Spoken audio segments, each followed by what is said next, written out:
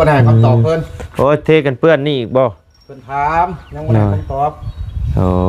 ทั้งเทื่อมีเทกันเปื้อนสิบ่โดนกันเปื้อนกันหน่อยเพราะว่าเทอ้อมไปซื่อๆหน่อยบ่ยากเนาะเทมือเดียวก็แล้วเนาะแต่ปรับดินอีกบ่ปรับให้มันเสมอกันบ่ลื่นเทแบบใดต้องทำเพิ่นรายละเอียดก่อนหน่อยเอาแต่300,000ไปเอาตัวนี้จะให้เบิ่นเด้อโดยชาย FC เพิ่นไปจ่ายให้คอยเฮ็ดเวียกนำ YouTube อันนี้เรื่องใช้ผ้ายางรถทัวร์เอาใช้ผู้ใดเกี่ยวไปว่าแต่ว่าเจ้ามามีเงินประกอบส่วนได้เลยบ่ให้เอาน้ำทงพอนี่ไปใช้ดีใจแล้วเอาก็ตามนั่นแหละเนาะพอทางเนาะมีแต่ว่าจะแล้วนี่แล้วก็ไปเบิ่งหน้าเบียกหน้างานแล้วก็ลงมือเลยลงมือเฮ็ดเลยเฮ็ดเทียงแล้วเฮ็ดเป็นเทียงนั่นแหละเป็นเทียงไปอยู่คันใหญ่ไล่กับเฮากับคันใหญ่เลยแบ่งเป็นช่วงใครอยู่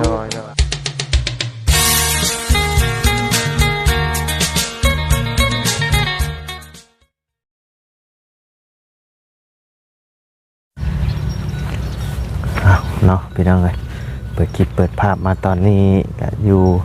บ้านน้องสายฟ้าเพิ่นพี่เด้อเนาะพี่น้องเลยเขามาเยี่ยมมายามเมืองก่อนพี่น้องเลยเป็นจังไดเรือนซานบ้านช่องเพิ่นเนาะมาเดินกระกับทักทายสบายดีเด้อเนาะพ่อแม่พี่น้อง FC เบิร์ดกูสุคนเนาะเพราะว่าอยู่ในและต่างประเทศก็ยินดีต้อนรับเข้าสู่ช่องบ่ไลคือเก่าพี่น้องเลยพบเจอกันช่วงเช้าๆเนาะพี่น้องเลยปุ๊บมาเพิ่นเก็บสีอยู่เนาะเก็บสีขอบอยู่ถือว่าเก็บสีแล้วนี่ก็สำเร็จได้นี่เนาะแม่นแล้วสบายดีเด้อภาษาเด้อโดยโอ้บ่ได้พ้อกันแต่โดนเนาะแม่นมันจะเข้าไปแวหุ่นกับท่านนี่โดยเที่ยวเมื่อเที่ยวมาอยู่มันบ่มีเวลาไปโดยยากยากพี่กับครอบครัวแหละโดยได้ลูกแอวอยู่นี่เมื่อก็จากเมื่อนำยากใจอยู่ใช้เพิ่นไปใช่ละโอ้มื้อนี้พอแล้วให้ไปสีเข่ากับแม่แล้วก็ย่างรถทัวร์เลยก็ทั้ง3คนกับน้องทุกคนละ3เมนูไปสีเข่าโอ้จังหน่อยมาไปสีเข่าย่างหัวทางแบบโหว่ะเฮากับย่างหัวคือกันนะหาสิเปลี่ยนไปกี่นี่โอ้ยกระเทินเปลี่ยนแล้วก็ว่านี่ก็เปลี่ยนได้วานชื่นนี่แล้วจังหวะบ่จะเที่ยวเอาทางอันเบรกทางหยังพอดีเบิดไป170,000แน่ป่ะดีกว่าบ่เข้าไปว่ะสิได้เงินงานสีนี่แหละพอได้เมื่อกลับบ้านป่ะโดยโอ้เก็บสีก็ตั้งหากบ่นี่สีผมเยี่ยมกับตัวติดบ้านนี่แล้วบ่หลายดอกตัวสีตัวนี้มันแล้วเพิ่นให้แล้วโดยมีแต่ต่อกะโลว่ะกะโลห้องน้ำบ่ได้ยินแต่บางนี้ว่ากะโลสิโทรหาเพิ่นอยู่แล้วก็เก็บแล้วอยากเมื่อยได้นี่เนาะโอ้กะเกียมอยู่พุ่นก็ดีนอนกินจนบ่หลับก็ได้แต่ละมื้อบ่ายโมง2โมงมื้อมานอนก็แบบตั้งใจกับงานนั่นแหละจังไปทางใดก็ยากเพราะว่าบ่แล้วเพิ่นแหละเฮ็ดเพิ่นมาแล้วซะน้อยค่อยไปค่อยมานี่แหละเดี๋ยวเก็บมื้อนี้ก็แล้วสีเนาะแม่นแล้ว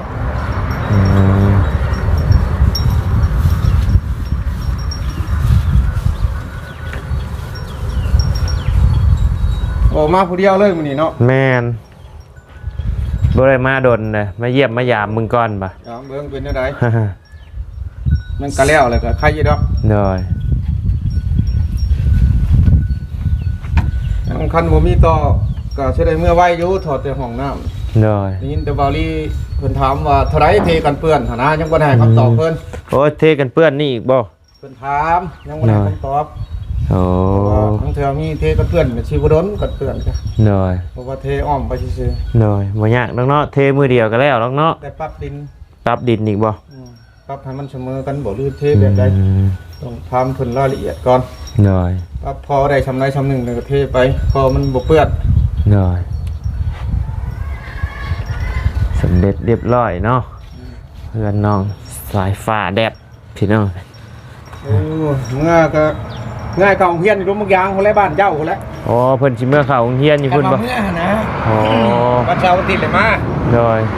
ชมซ้ำอ่านออกเขียนเป็นเล็กน้อยเลยกะยา โดย จักสิอยู่ได้ชำใดเพิ่นอยู่พุ่นใจเพิ่นเข้าบังคับบ่ได้ โดย คือแบบนี้แหล้วบ่ให้เมื่อประเทศได้ให้อยู่ ให้บ่ บ่กินข้าวกินน้ำเนี่ย เออ วานนี่ก็อ้ายหัวไว้ โดย หัวไว้แล้วก็อยู่นอนกันเมื่อมื้อแรงนี่ก็สิเมื่อนอนนำบ่ อ่า ก็ว่าคอยบ่เมื่อดอกแม่จะอยู่บ่ได้ต้องอยู่นํกัน อ่า แล้วยากใจอยู่ อยากเมื่อนำเนาะผูกแขนน่ะเป็นลูกด้วยซะ ก็นี่แหละกันเขาใหญ่หูจักความเลยเขามาอยู่นี่ก็เป็นของตัวเองอยู่ดอกเอา โด ก็ ย ปลาบ่ได้เขาบ่ฮู้จังหยังเล็กน้อย น้อย ได้แต่เฮาผู้ใหญ่ก็ยังบ่แฮงเห็นอะไรแหละ เออ คือของคอยนี่แหล้วอยู่ในเพิ่นเมื่อยเลยกับเพิ่นก็เมื่อพัก มาพักวัดเงาพุ่นมาขึ้นฮอดผัวบ่ อ่า น้าแบบคุณลูกชายโอ้ยจะไปพอบ่ได้ดอกว่ะจะมาจะมาแม่นอีหลีจังปานโทไปเอาแล้วบาด เออ ฮู้ไปเอาแล้วใส่ผ้ายองอีกแล้วมื้อนี้ว่ะ เออ มันว่าโอ้ยแล้วเจ้าป้าบ่ซ้ํบ่ได้ดอกจังว่าเจ้าบ่มาว่ะ เออ เพิ่นมาสิบ่มาเลยเด้ เออ ลูกแล้วสิหยอกเพิ่น เออ บ่แล้วไป เห็นว่าติ อ่าทานำกันแล้วเคยอยู่เคยกินนำกันแหละแยก นั่ ได้ นแหละ ลูกกับคล้องคอยกูเห็นพ่อแม่จะขึ้นอันไหน เออ กันว่าอ้ายอยู่ปกติเบิ่งปั๊บเขาอยู่นำกันได้เลย เขาก็ดีใจอยู่นะ โดยเพราะว่าอ้าย แม่น เพราะว่าอ้ายก็เอาแต่สิไปบ่ เดี๋ยวนี้ใครแน่ลายมือเลยดิ ใครแน่บ่เดี๋ยว ใน นี้ ขาชายผ้าเมื่อนี่เพิ่นอยู่ อ๋อ แลอยู่แลกำหนดกฎเกณฑ์แลพอจากแนะนำเงินนั่นแหละ โดย ใส่จ่ายเฮ็ดหยังสีเข่าบ่อันนั้นอันนี้แล้วก็ สายฟ้าโทรมาบ่ แม่นแต่แค่ เออแม่นบ่นับเบิ่งดู นับปัง แม่นบ่สายฟ้าบ่อืม โลไรโอ้เอ้า ใช่ มันยังแตก ยางแตก ถามยางรถหันยางไงยางรถนั่นทั้งในทั้งนอกอะไรไปไรประเมินมึงเงินนั่นตัวไร เออ อยากใช้ตัวไรราคาธรรมดา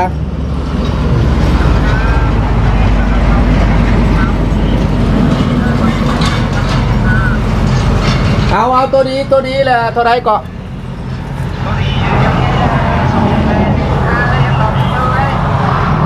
รวมทั้งยางนอกยางในบ่ รวมมึงทั้งยางนอกยางในเลย250,000บ่ได้บ่ 250,000แล้วราคายังนอกก็มียังนอกก็180,000กับยังใน60ก็มีมันเป็น2,400บ่เอาประมาณมึงยางในแหละราคาธรรมดายางในน่ะยางนอกแหละเอาของแท้ใช้ได้บ่ ของแท้ในราคาจะบ่ทำ2,500มันสิได้ เอาเท่าไรจ้ะ เอาอย่างนั้นก็ดีครับใช้ดูราคา2,500มันได้3,10,000ไม่เอา เอาแต่300,000ไปเอาตัวนี้จะให้เบิ่นเด้อ แพงเลยยังนอกดีกับยังในดี โดยชาย FC เพิ่นไปจ่ายให้คอยเฮ็ดเวียกนำ YouTube อันนี้เรื่องใช้ผ้ายางรถหัวเอาชายบุญแน่เจ้าก็รุดให้กันแน่เด้ออันนี้เพิ่นยังถ่ายอยู่นี่ เออ โอ้ยถ่ายเข้ากล้องแล้วเบิ่งพอเนี่ยพอกาเงินบ่มีนี่แหละอยาก ร ได้ ถเด้อรถเด้อ รุดให้แน่ มื้อหน้าแหละเพิ่นไปช่วยเจ้า มื้อหน้าแหละเพิ่นสิไปเปลี่ยนน้ำเจ้าแหละเจ้าเขาถูกแหละเพิ่นไป เฮ็ดให้เขาคักๆเด้อเราบ่มีเอื้อน้องแหละบ่มี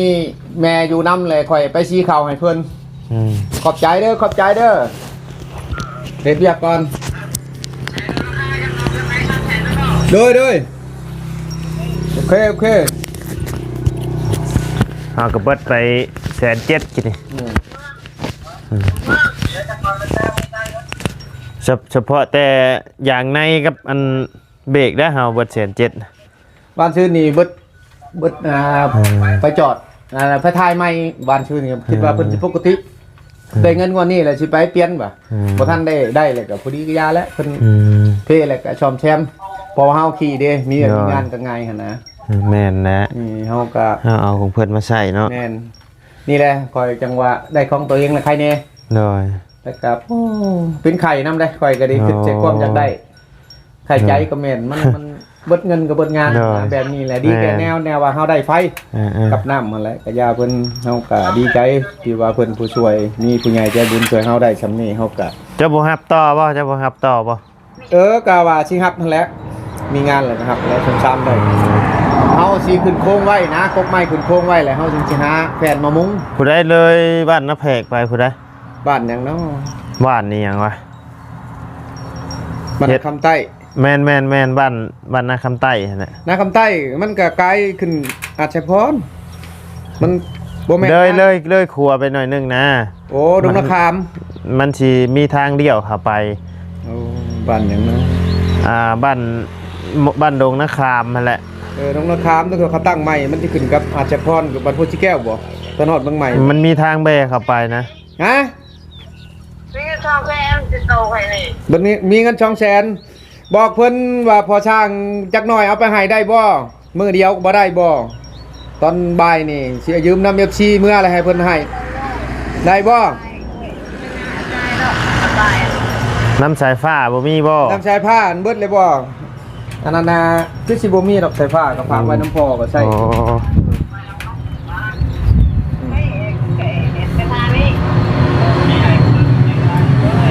เอาราคาไอ้รวมเบิดน่ะ200,000น่ะเป็นหยังมีอยู่200,000นะกะ เอ้าเงินน้ำเจ้ารวมเบิดหันบ่ฮอดบ่300,000นะฮอดแต่200,000บ่เราติดได้บ่ให้ติดได้บ่หันติดได้บ่หรือบ่ได้บ่ได้เอาราคา200,000ไปเราซ้ำเงินซะคันบ่ได้แหละ บ่ได้เราซ้ำเงิน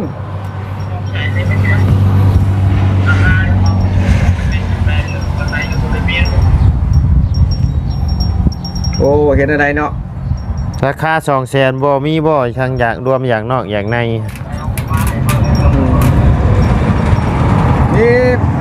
มีแต่นาเดียวแล้วมีแต่เจ้าเฮ็ดโลด300,000นั่นมีแต่คอยสิเอาให้ FC เพิ่นเมื่อแลเพิ่นแวะให้ชุมเจ้าสิให้ได้บ่สิยืมเพิ่นอยู่หั่นแล้วบ่ได้เลยเฮ็ดโลด ใครเนาะทางแค่นะให้อยู่ในเงินให้อยู่ในเงิน โอ้เฮ็ดโลดหาเราเฮ็ดโลด เป็นทางยังไง สิโทรหาเพิ่นสิยืมน้ำเพิ่นต่อ100,000เมื่อเฮาก็เอาให้เพิ่นเจ้าก็มีอยู่บ่100,000 มีอยู่ ยืมน้ำเพิ่นแล้วยามเว็บซีนี่แหละ จะลอยจะลอยค่อยออกเมื่อไปค่อยไปให้ เพิ่นอยู่ใช้เดี๋ยวนี้ ทั้งแว่ผู้ฮู้ ทางแม่ บ้าน พ่อ ผู้ฮู้นี่แหละภาควัดมหาโศกนี่ โอ้ไปชี้ข่าวฮอดพุ่นบ่ เดี๋ยวว่าผมชี้อยู่แถวนี้ก็ชั้นพ่อก็ชี้เอามาชี้ให้อยู่พุ่นก็สบายดอกยันว่าบัดมันขาดเคินอยู่เพิ่นอยู่ช่องไอ้น้องเพราะได้ข้าวกินหั่นนะนึงเอาไว้พอมันอยู่นี่พอเอามา10โลไว้เพื่อว่าหับแขกหับคนนี่แหละ น้อย ช่องไอ้น้องเมาบ่ได้มันพอบ่มีพอกะมากินคือกันหนึ่งกินคือกัน น้อย มาเฮ็ดงานกะพอก็เห็นได้ทางนั้นทางนี้เบิ่งกันไปนี่แหละจะให้ความสะดวกเบิดทางนั้นทางนี้หั่นนะ จอดท่าอยู่หั่นแล้วเดี๋ยวเฮาไปซะ จอดท่าจังหันแล้วจังหน่อยเบาไล่ไปโดยเอาทำนี่แล้วค่อยหันโดย อย่างหัว โดยอย่างหัวอย่างนอกอย่างในค่อยเว้าแล้วชุดก่อนนั้นว่าสิทายให้เพิ่นทั้งอย่างนอกอย่างในเลยเงินเฮาก็ยังบ่หลายเด้ก็ลองหาตัวนี้แน่เอาเมื่อก็ใช้จ่ายอันนั้นอันนี้ โดย ทำมันเหลือก็เนี่ยตัวนี้ก็อยากสั่งทรายไว้ก่อนถ้าได้ยินเฮาได้ยินแหละชื่อปูนมาเทื่อละสอบ2สอบเป็นเทพื้นไว้นี่นะกันได้เป็นโครงหลังคาหั่นนะเป็นการหั่นนะ โดย มันเป็นไปบ่ได้เลยก็หาเงินก่อนเอาทีเอาไม้ขึ้นปาไว้ขึ้นพ่อเพื่อให้มันแห้งมันยังแดงได้มุงเขาจะมุงไว้ถ้ามีงานก็ไปเฮ็ดต่อแล้วคันมันบ่หลายบ่ใหญ่ บ่คันมาเฮ็ดเที่ยงซื่อนะ โอ้บ่แม่นโตกับบ่แก้วนี่บ่ แม่นโตกับบ่แก้ว เราก็ถามอยู่บ่แก้วก็มาลงถามอยู่เด้ ให้เจ้าไปเบิ่งตัวจริงแล้วก็ประเมินราคาเบิ่ง มันก็ เพราะว่าไม้อีหยังก็บ่ได้กบหรอกไม้นะเพราะว่ามันอยู่ในทุ่งนาเลยบ่ได้กบหรอกไม้นะมันจะจับใส่แล้วมันบ่มีภัยมีหยังเลย มีแต่เอาจักบังเอาเนาะ แม่น ติ้งบังเอา เล็กตอกเล็กตัด เสากับเสากลม อ๋อ มันเท่าไรคุณเท่าไรเฮาก็ไปเบิ่งตัวจริงก่อนแอม บ้าสิเฮ็ด5คูณ4 อ๋อ ทรงโมเดิร์น อ๋อมุงแผนเลซิ่งธรรมดานี่บ่คือสังกะสีธรรมดา ยังโมโหคือน่าจะเป็นสังกะสีธรรมดาเนี่ยน่าจะไม่ได้เอาหรอกแพทย์นะดูซิง ก็แล้วตัวนี้จังสีออกไปเบิ่ง ได้ มีกระบวนนอกเพิ่นมาช่วยเก็บสีแล้วใส่กระโหลกเพิ่นแล้วอันแบบมีกันเพื่อนก็จะให้ เพราะว่าเหตุงานใหม่กับสีไวกว่างานนี่หรอกเนาะ ไว้อันนี้งานชี้เนี่ยมันช้าเพิ่นเก็บให้มันละเอียดมันมันยุมันนี้ผัดเบิ่งผัดบ่งาม น้อย ต้องเก็บให้มันได้มีแห้งแล้วบัดนี้ น้อย ตัวสูงเนี่ยอ๋อแต่เก่าคันบ่มีกันก็สิว่าอยู่เพิ่นบ่ให้กันให้เพิ่นอนามัย น้อย มันก็หลายขั้นตอนบ่เป็นหยังเฮาก็ผ่านได้ซำนี้โอเคอยู่ น้อย เดินกันไปนั่นแหละกระเทินรับเพิ่นก็ต้องได้เฮ็ดให้มันชุดกกชุดปลาย น้อยอยู่นี่ก็เกือบ3 เดือนได้เนาะ บ่ได้เกือบแล้วนี่เริ่มแล้วนี่เบิ่งแต่ว่าวันที่นี้เดือนนั้นของข่อยมาเดือนออกใหม่เนาะ น้อย มือดับคนมาลงไฟออกใหม่บัดนี้เบิดเดือนนี้กันเดือนก่อนก็เบิดแล้วบัดเดือนที่2ก็เบิดบัดเดือนที่3มันใกล้สิเบิดแล้วจะค่ำนี่ก็3เดือนแล้วมึงผู้เดียวคือเว้าหั่นแหละคันเว้าเรื่องกูมาช่วยคนงานก็เขาก็บ่ปกติเขาก็ไล่มันเป็นงานที่ว่า20%ใช่เนี่ย มันบ่เต็มที่เนาะ เต็มที่เด้มันรู้จักหน้าเวียกรู้จักหน้าเวียกก็สิไว้อยู่ปกติทุกคนเฮ็ด2คนก็ฮู้หน้าเวียกก็บ่โดนเรื่องซำนี้ น้อย ใช้งานนักและใจสู้อันนี้คือว่าและคือครอบครัวกับเราหลายพละจักสูบน้ำมาจักก้อยปูนเฮ็ดกินแน่ย่อเข่าอันนั้นอันนี้เราก็สำนั่นแหละ เก็บขอบแล้วเบิดบ่ ขอบนี่เก็บแล้วทางคนยังแต่ตะลุมเก็บคืนตัวนี้มันละเอียดเลยก็เบิด ตัวรุมเก็บคืนอีกบ่ เนี่ยเก็บคืนแต่แล้วโมเนียนบ่ยังให้เพิ่นเก็บใครได้มันอยู่ตาม น้อย แต่เคยสิไปเป๊ะกะโลข้างห้องนึงยังเป็น3แก๊สนี่แหละตอนรอบแรกนี่เข้ามาเนี่ยนะ ยังบ่ได้เอาออกกระโดยในใช่ ยั บ่ งบ่พอเลยก็คอยก็เลยเข้าบ้านก่อนนะยังชายัง โอ้กระโดบ่พอ เลยคุณชื่อมาแล้วในชาแก๊สมาติดขึ้นมาเป็นมันเก็บให้เพิ่นเบิดเดียวเลยเนาะ โอ้เย็นคักแค่นี้เนาะ เย็นแหละ เย็นเลยดิ ดูความนอนนี่โยจัดชายผ้ากับแม่บ่นอนกองกัน2-3มื้อแล้วแล้ว น้อย นี่เขาเฮ็ดงานจนมาชุดซ้ำนี่เลยใครก็ฟังแน่ แนวแหละ ไปน้ำเห็ดไปน้ำแล้วไปพวกใส่ผ้าเด้การเอาไปก็เย็นช่วยบ่อยได้โมเมนต์บกคล้องได้เขาก็ดี ไปเจ้าก็สิได้ไปปลุกกระตุบนอนอยู่พุ่นแล้วคันเจ้าหับกะเที่ยวบ่ได้คือกันแล้วอยู่พุ่น แน่นแต่ว่าเขาว่าสิหาช่องเอาคนผู้นึงหาช่องเอา แน่นกันเจ้าของเพื่อนเราคันว่าเฮาหับ เจ้าของแล้วก็สิซอยน้ำอยู่ คันซอยคันว่าเราซอยปกติเฮาก็สิไล่ขึ้นให้เราคันว่านั่นก็ให้เราเด้บ่ได้ขึ้นสวยเด้คันว่าถ้าว่าเฮานั่นก็เฮาก็เบิ่งตัวจริงนั่นแหละ หน่อยมันบ่ได้ใหญ่ดอกเพื่อนนะลองคันจะแล้วก็โทรหาเฮาแล้วก็เข้าไปเบิ่งหน้างานนํกันแม่นคันว่ามันบ่ใหญ่3 คูณ 4ก็สิบ่ดนดอกว่านั่น 3 คูณ 4นี่ในราคาเท่าไหร่3 คูณ 4บ่แม่นบ่มันเป็นงานใหม่เป็นงานใหม่ลองไล่เบิ่งดูเอาเป็นเงินกีบเด้อเงินกีบบ่มึงเลยผู้แป้นบ่ครบเบิดแล้ว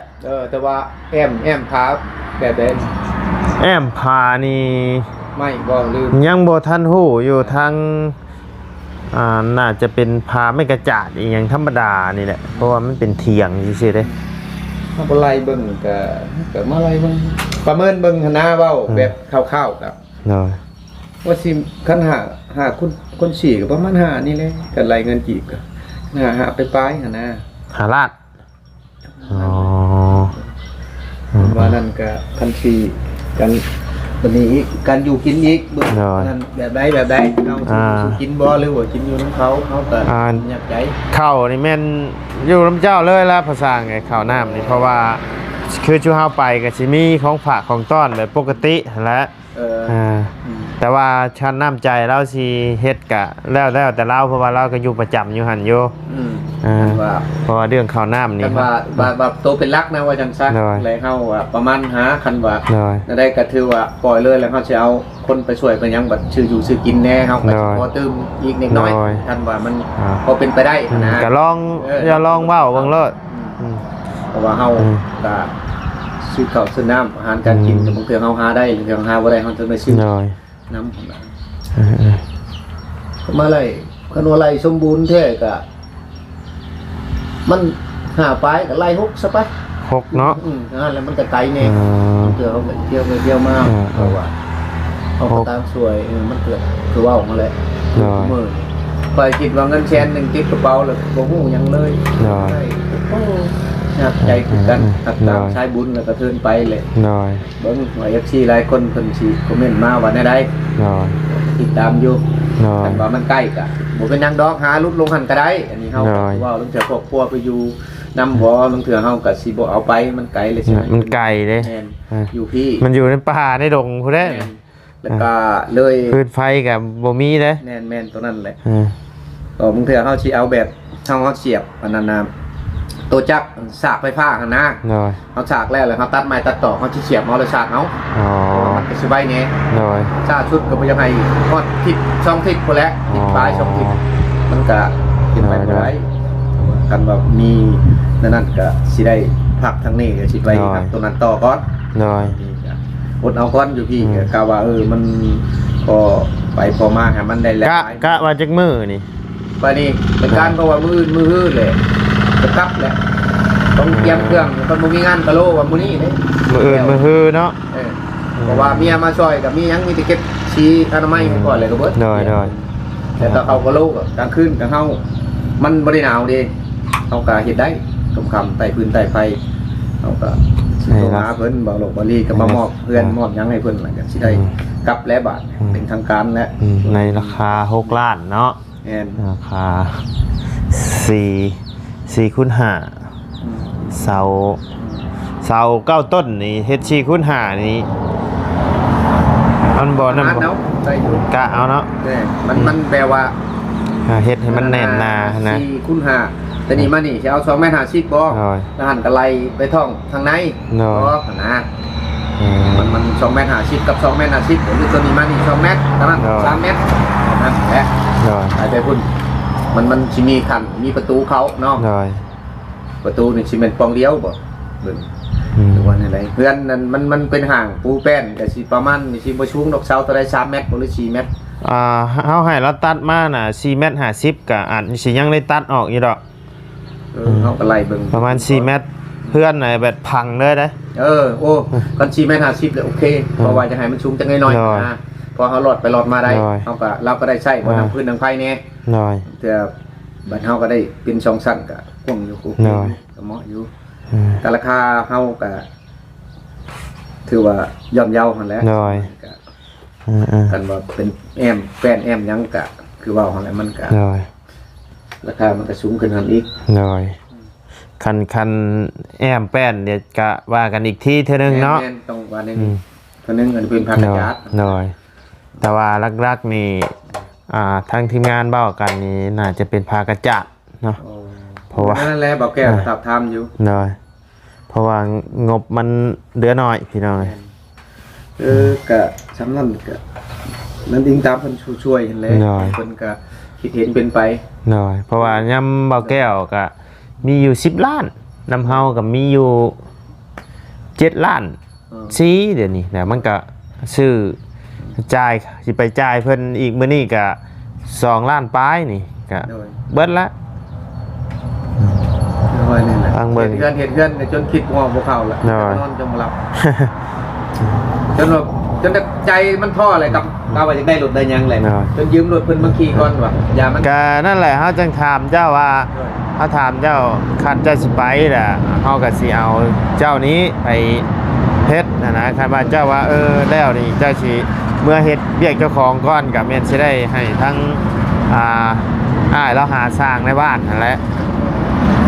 กะท่านว่ามันฉะนั้นเฮากะบ่อยากคัด FC นะมันจำเป็นเฮากะพอไปได้เฮากะพูดไปอยู่มันจะเป็นงานบ่ใหญ่น้อยแก้ไขได้ไปแก้ไขกายแต่เฮานี่บ่สะดวกก็รีรอหั่นนะเฮากะบ่แม่นว่าเห็นเฮาได้งานตัวนี้แล้วเฮามีงานหน้าอยู่ใน FC เพิ่นหาแหละเจ้าสิตัดกะเป็นไปบ่ได้เฮากะใช้คุณเจ้ามื้อนะน้อยดูที่ได้ในเดือนกะมันกะปล่อยไปนั่นแหละมันไกลเกินขอบเขตคือเสพวนบางพินในห้องกะบ่ได้คือกันได้เนาะแต่ตอนในเมืองเฮานี่ก็บ่ได้อยู่กะเขตนี่แหละแม่นสมมุติเฮาเฮ็ดตัวนั้นเบิดแหละสมมุติเฮาบ่ไปแหละสิมีหยังต่อหั่นนะนั่นแหละจังอยากถามเจ้าเจ้าฮับบ่นะคันฮับเฮาก็สิบ่ได้บ่ให้อันทั้งอ้ายแล้วหาช่างเพราะว่าเฮาก็ยังบ่ได้ถามช่างทั้งนั้นเฮาสิมาถามเจ้าก่อนถามช่างทั้งนั้นตืมกับบ่เป็นหยังถ้าว่าถามช่างทั้งนั้นเฮ็ดรุ่นราคาว่า4ล้านถึง5ล้านเฮากับบ่เป็นหยังเด้อบ่ไรเด้อบ่เป็นหยังมีแต่ว่าคันเจ้าตกลงไปแหละแม่นเฮาเอาเจ้าหั่นนะคันเจ้าคันเจ้าตกลงไปแล้วแม่นเอาเจ้าเฮาก็สิบ่ได้หาผู้อื่นอันเรื่องราคามูลค่านะก็ถือว่าโอเคเอาโอเคเนาะอันคันว่าได้ไอแอมพาไม่พายังอยากจะจังบ้ากันอีกเท่านึงแต่นะน้อยแต่ว่ามันเป็นพากระดาษมันกับปัญญาน้อยไอแดงมันใหญ่มันเปิดใส่กันไอแดงน้อยยากก็มีแต่ตอนมุ่งแหละเนาะใจอันนั้นแหละเป็นลมแหละเป็นลมแหละหากรรมกรไปน้ำผู้นึงกรรมกรเพิ่นงานราคาบนไกลของเฮากะยกตัวอย่างมันก็ไล่แล้วรัก3นะรัก3ล้านนะไปขึ้นเมื่อแล้วแม่นคือมื้อนี่ค่ะคงสิฝึกใช้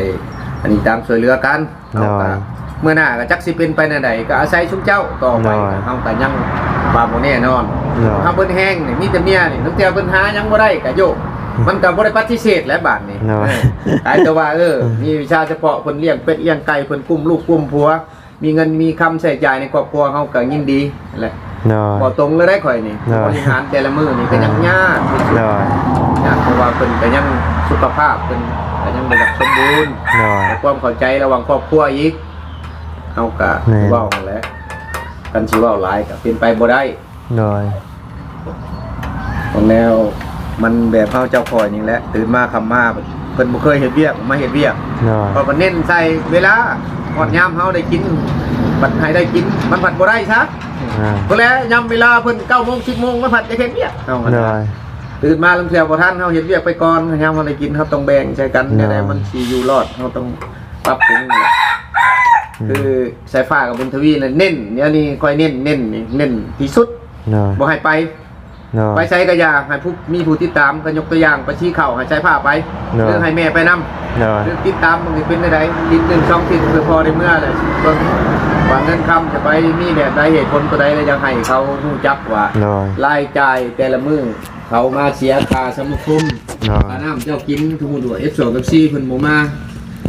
ส่งมาหาดิเจ้าสิกินยังอยู่ยังหั่นนะให้เขาเป็นของตัวเองแน่แต่เขาคิดได้ว่าจะไปอยู่หาเงินหาคำไปอยู่น้ำพอไปอยู่แบบใดเขาต้องเบิ่งบริหารของเขาพอเขาใหญ่รู้จักบอกเป็นที่ว่าเพิ่งตัวเองได้แหละเขาแกปล่อยวางได้นะเขาถึงมาจุดนี้แหละสิตกปะไปเลิกกับผู้เป็นอีกเขาอยากเมื่อก็จะเป็นเลยบ่อยากให้เมื่อแล้วข่อยก็ไปอยู่หมู่บ้านนี่ก็โยกเงาให้โยกเอาบ่เมื่อผู้เดียวบ่มันคำมืดเชียงก็ใครแด้คอยไปคอยมาเจ้าพัดน้ำปลาหลายเป็นเมื่อกับบ่มียังดอกเพื่อนเฮาบ่มีบ่นอนเลยติดตาจะเห็นนั่นแล้ว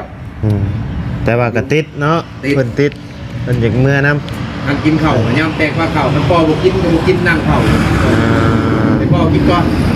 ปอบ่กินก็นั่งอย่างนั้นแหละว่าโอ้จักเสียนอะไรหนักใจอยู่หนักไรเตยเจ้าก็อยู่นำกับผู้เดิมผูกพันกันได้เนาะมันมีบ่อนอาศัยได้ยำมาเมื่อยเอาไปช่วยเมื่อวานนี่มันแดดโอ้ย